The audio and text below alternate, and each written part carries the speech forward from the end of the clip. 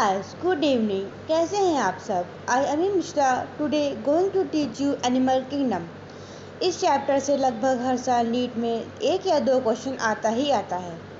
सबसे पहले हम लोग फाइलम पढ़ेंगे पॉरीफेरा। पॉरीफेरा मीन्स पोर बियरिंग। इनकी पूरी बॉडी पे पोर्स ही पोर्स होते हैं। इनको कॉमनली हम लोग स्पंजेस भी कहते हैं। ये मैरीन एंड एसिमेट्रिकल होते हैं। सबसे पुराने होते हैं। ये प्रिमिटिव, मोस्ट प्रिमिटिव यही होते हैं। इनका ऑर्गेनाइजेशन होता है सेलुलर लेवल का।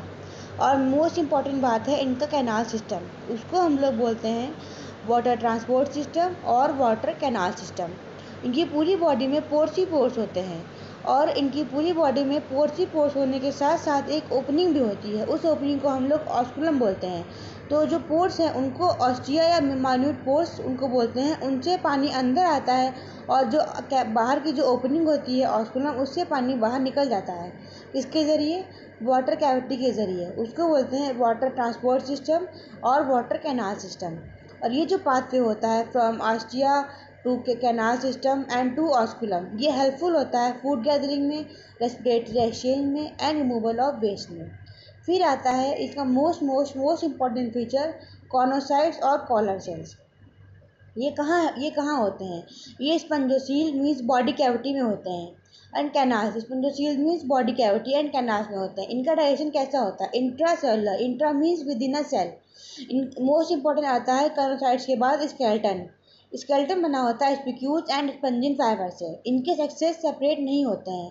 और ऐसे टर्म को हम लोग बोलते हैं hermaphrodite. Hermaphrodite means male and female एक पे ही होते हैं। रिप्रोडक्शन इनमें टू टाइप से होता है, sexual and asexual. Sexual means gamete से होता है, एसेक्सुअल में फ्रेगमेंटेशन से होता है।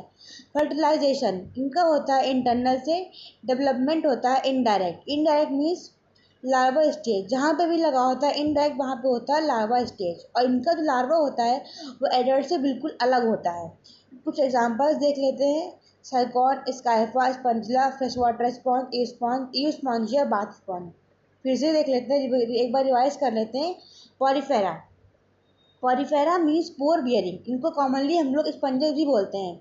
दूसरा इनका मोस्ट इंपॉर्टेंट फीचर ये है कि ये सबसे पुराने हैं, मैरीन है, एसिमेट्रिकल है।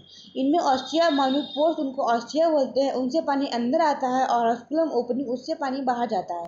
कैविटी को बोलते हैं वाटर कैनाल सिस्टम, उससे होते हुए पानी बाहर जाता है। और ये जो इनका पाथवे होता है ये हेल्पफुल होता है फूड गैदरिंग में, रेस्पिरेटरी एक्सचेंज में एंड रिमूवल ऑफ वेस्ट में।